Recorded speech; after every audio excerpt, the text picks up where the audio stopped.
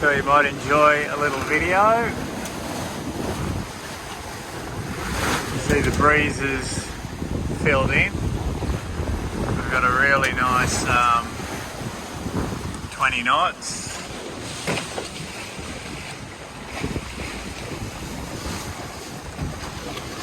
Yeah, we've got a solid 22 knots, and it's going really nice. It's probably about 130, 140 off the port quarter.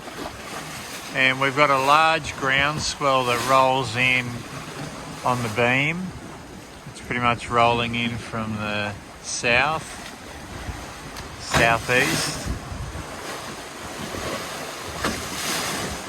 And the breeze is pretty much from the east or just south of east. And we're rollipping along. The boat's going fantastic. Autopilot's not working very hard, which is really nice to know. Went down and checked the rudder before, and yeah, it's really it's nice to see that the rudder only moves a degree or two from side to side, and it's just not chasing. The boat tends to track fairly straight, so she must be fairly well balanced. We got half the board down as recommended, and yeah, 2 tucks in the main still, full Genoa up. We had the staysail up last night. You can see the leech there's a bit twisted, it didn't furl away properly. But we'll pull that out when it calms down a bit. Or maybe even tonight we'll run with that. We tend to take our foot off it at night a little bit. And yeah, but this morning at daybreak I put up the Genoa, and just to put the foot on the gas a bit more. Flo had it up last night till about 1 in the morning. Then I kept up the staysail. She felled the Genoa, sorry, at about 1 in the morning she felled the Genoa. And then had the staysail out, and I had that out till about 5 in the morning, and then I swapped them over. But yeah, I don't know if you can see that big groundswell there. Here we go, picking us up now. Up, and here we go, down. Yeah, there's a good couple of metres there in the groundswell, really nice. Sky's cleared, we had a lot of cloud down here this morning, but it's all clear now. It's a clear skies. Starlink's working fantastic. Takes about an hour to pick up, probably sometimes about half an hour, between half an hour and an hour to pick up a connection once we've had it turned off.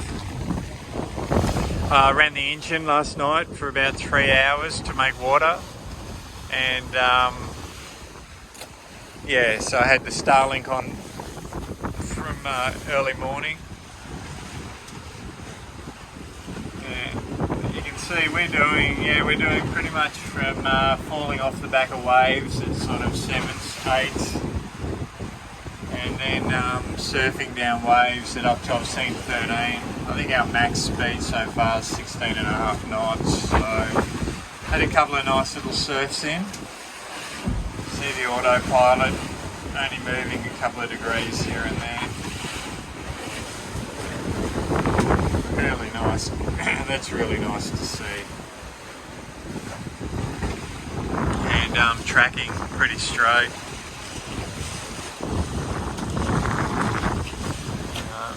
Boat tracks really well.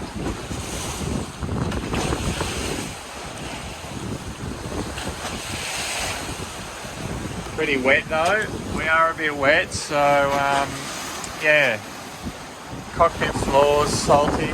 We got water. We got 4 scuppers, forward and aft, each side of the cockpit. We're going to have to. I think we might raise the cockpit floor and put a little drain around the edge so that the floor remains dry. Anyway, there's a few little things like that we're discovering that will change in the future. But apart from that, the boat is bloody awesome. Like, seriously, this is wow. There's something in the water up there. But the boat is awesome. The boat is the design. I have to say the handling, the sea keeping. You know, like she's a trimaran, so she flops, and you get a bit of spray coming from the float. But man, she handles sea handles the conditions really well. We went upwind yesterday. We pulled the staysail out. When we put the 2 tucks in the main, we pulled the staysail out and sheeted it on really hard. Came up to about 25 degrees apparent, put the autopilot on, and the boat just held there, pretty much stalled out. We eased the main, dumped it. I tied up the tack. This is how we reef anyway. This is how I like to reef because I hate reefing lines being on sails. I don't like them. They wear, well, you know, I just think they wear the sail out. When you've got reefing lines coming from the leach of the mainsail, when you're sailing for 2 or 3 weeks straight and those reefing lines just flip back and forwards, they wear on your leach and they wear on the luff. Well, they just wear on the sail. So why even have them? We prefer to drop the sail and I'll go up. I put a rope shackle there and then I just connect the little ring there with a rope shackle. And we pull the outhaul on. It's super simple and it works really well. Seen a lot of stuff in the water. You can see that, but there's a plastic box out there. Seen a lot of plastic in the water. Probably every half an hour, every hour, we're seeing a plastic bottle, something in the water, which, I did this passage, 10, 12 years ago now. That's the last time I was out here doing this. And there was a lot less plastic. I don't remember seeing so much plastic, but yeah, we're seeing a lot. Which is a bit sad, but you know, like that's just the state of the world today. Not much we can do about that. If we see any, we try and pick it up. But yeah, anyway. Dinghy's copped a couple of good waves and it just drains. Just drains out, which is awesome. Solar panels have been getting a beating. And I had a couple of waves break up through the net and over the float. But yeah, no worries at all so far. But we aren't seeing that much wind, you know. This is only 20 to 20, like maximum I think we've seen is about 26. But it's not sustained. Anyway, we're in a bit of adverse currents, so the seas are standing up a little bit. We've probably got about 60 mile to break through. We've got like this area of where we're out of the stream anyway. We're going to get back into the stream probably in about another 60 to 80 nautical mile.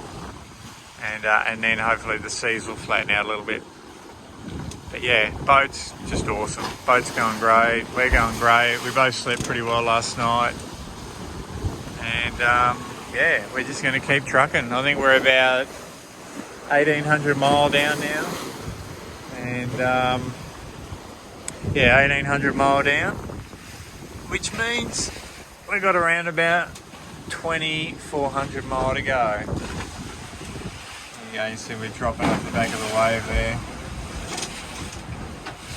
And then we surf.